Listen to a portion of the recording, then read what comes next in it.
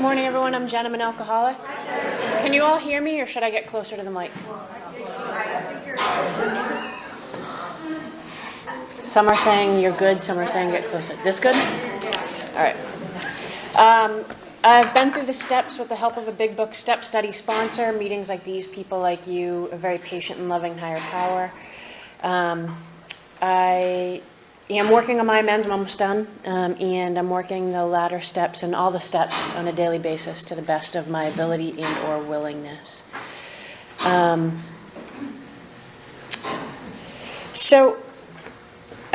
Couple of funny stories. Last night, my sponsor said, make sure, don't be nervous, make sure you pray. And I said, I'm not nervous to speak anymore. I'm nervous. And then the other funny thing is I was texting with my partner before the meeting started, and she said, what are you speaking on? And I said, the first part of step 1, admitted I was powerless over alcohol. And she said, oh, that ought to be easy for you. And I was like, you weren't even around when I was drinking, but yeah, you're right. She knows enough. So I could talk about powerlessness and about the doctor's opinion for hours, and I'll try to not do that. But there's so much going on in the doctor's opinion. It is my favorite reading in the big book. Basically laid out in the doctor's opinion is kind of everything we need to know, right? That the disease is physical, mental, spiritual.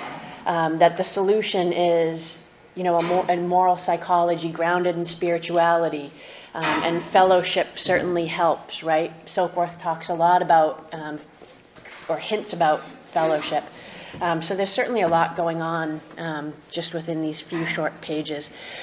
So I kind of wanted to talk a little bit today about powerlessness as it related to me physically, mentally, and spiritually, as it still relates to me mentally, certainly, and spiritually. So, looking back on my drinking career, it's very clear to me that I was drinking alcoholically after the first sip. I told this story in a meeting once that after the first time I drank, I then, a couple days later, cleaned out a bubble bath bottle, rinsed it out really good, and started stealing slowly from my parents' liquor cabinet all of the liquors put into this little bubble bath bottle. So there was like a mix of like 7 or 8 different liquors in this bubble bath bottle. So I was telling the story at a meeting once, thinking like, God, that's really bad.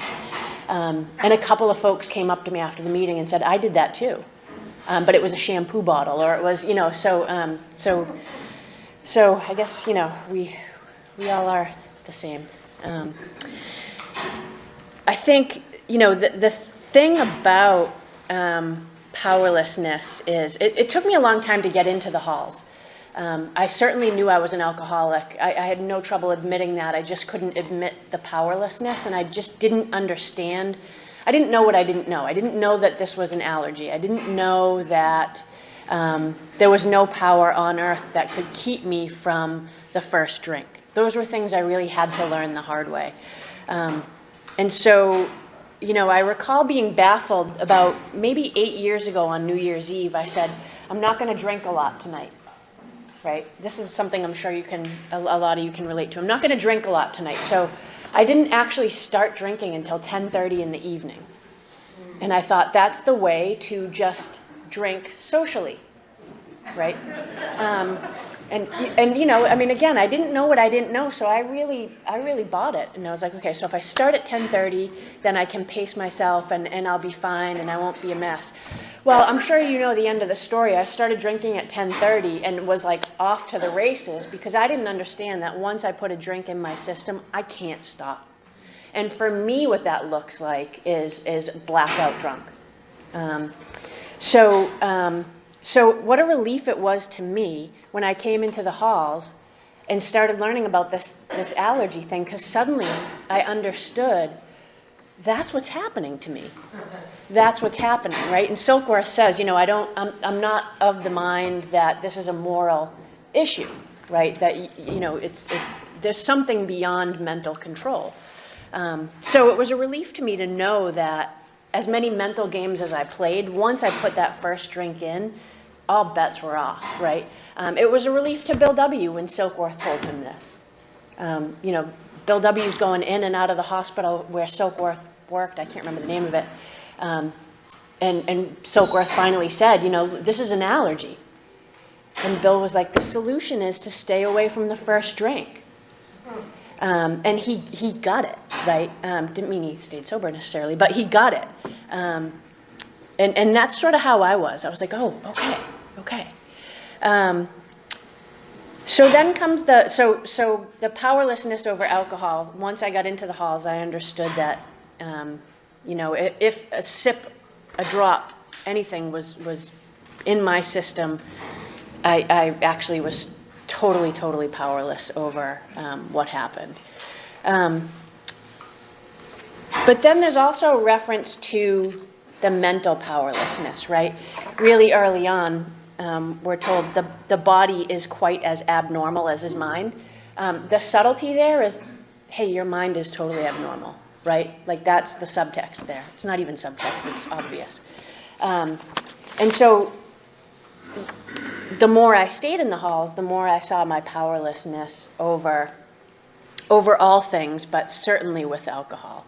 You know, before coming in here, when I would try to control my drinking, there was no control, but when I would try in vain to control my drinking, I tried all kinds of elaborate things and none of them worked, right? Because the point was that I was always thinking about it.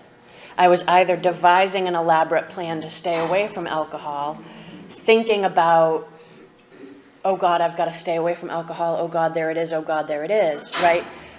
It was, looking back, there was so much effort and energy wasted on just thinking about alcohol all the time. And so mentally, I was totally powerless. But again, I didn't know that until I came in, started getting a little bit more clear-headed, and reflected back on my behaviors and was like, oh boy, everything I did revolved around drinking. Planning, you know, when you get into the halls, people often say, like, make sure you coordinate your day around a meeting, right?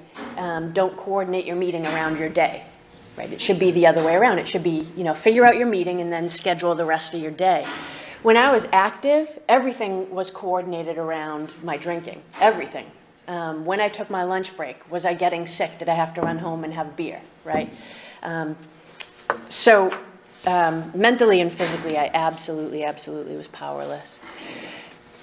Then Silkworth talks about they are restless, irritable, and discontented unless they can again experience the sense of ease and comfort which comes at once by taking a few drinks. And what Silkworth hints is, throughout the rest of his letter, is that the sense of ease and comfort is a sense of spirituality.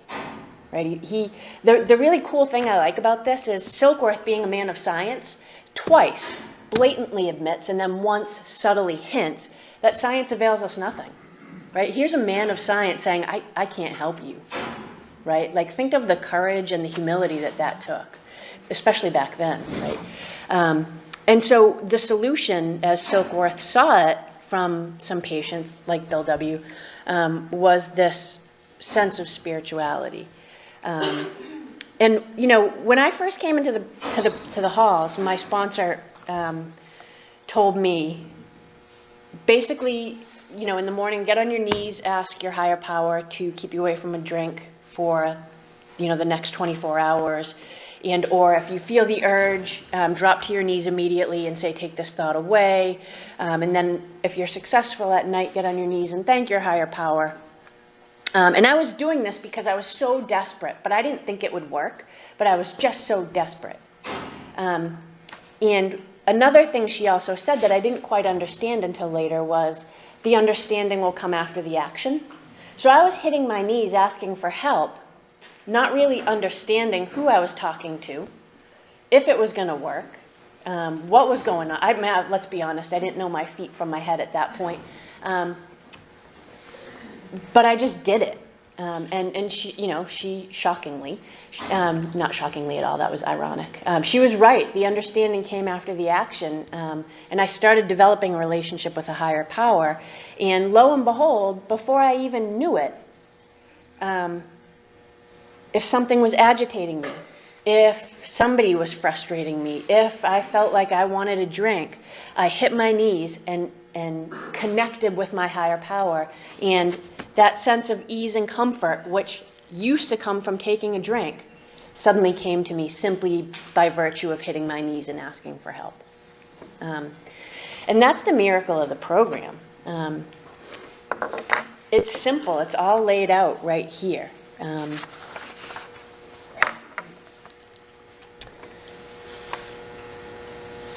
Just a couple other things. Silkworth talks about, listen, if you're entirely free from alcohol for a period of time, you can't then think that you have this sense of control over alcohol. So that ideation of control over drinking has to be smashed. And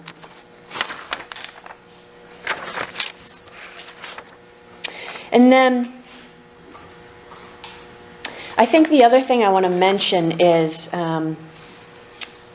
when I finished reading this chapter with my sponsor, she looked me in the eye and said, "Are you really ready to quit trying to quit on your own?" If that makes sense, right?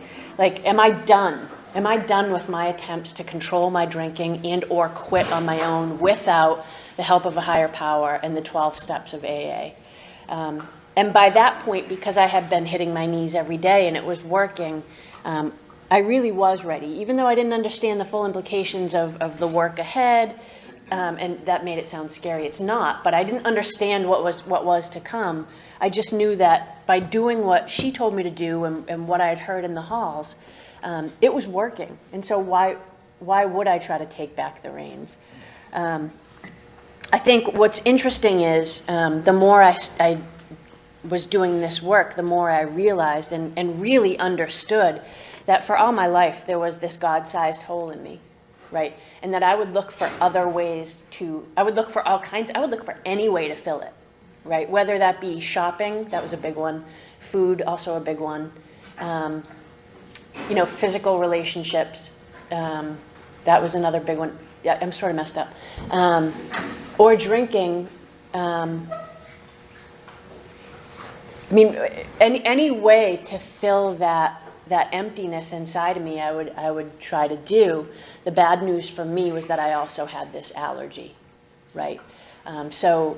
Whereas I can easily, if I'm not on the beam on a certain day, and I'm not really in touch with my higher power for whatever reason, I try to avoid those days because those are pretty bad days entirely of my own making. I can easily eat a sleeve of Oreos without even thinking about it in an attempt to sort of make myself feel better, right? And that's sort of what I was doing when I was drinking too. Not sort of, that is what I was doing when I was drinking too. I was just trying to feel better, looking for that instant solution. But again, once I put a drink in me, I couldn't stop. And what the program taught me is that it's not about feeling better, it's about getting better, right, in all senses of the word. And I'm so grateful for that, because even though I do, as I just said, have my occasional day where I'm not on the beam and I'm throwing myself a pity party or everybody's an a-hole, I have a solution now. And so, it's on me if I don't do what I'm supposed to do. It's totally on me. And it doesn't feel good to not do what I know I'm supposed to do. So if you're new in the halls and you're worried about the God thing, don't worry about that. You'll learn that a higher power is whatever it is that you want it to be, need it to be, understand it to be, and it doesn't need to necessarily be defined. If you're worried about the work, don't worry about that, because let me tell you something, drinking was way more work than these steps. It really was. The lies, right, and having to keep track of the lies. At one point I had a notebook. It was awful. It was awful because it didn't work. I was a blackout drinker, so it didn't work.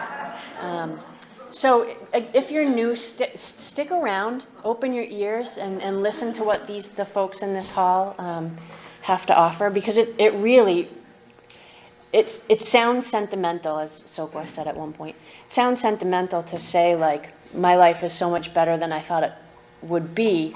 And it's not anything external, right? It's not like I have this awesome, awesome job or this amazing mansion or like none of that matters now. I know that now.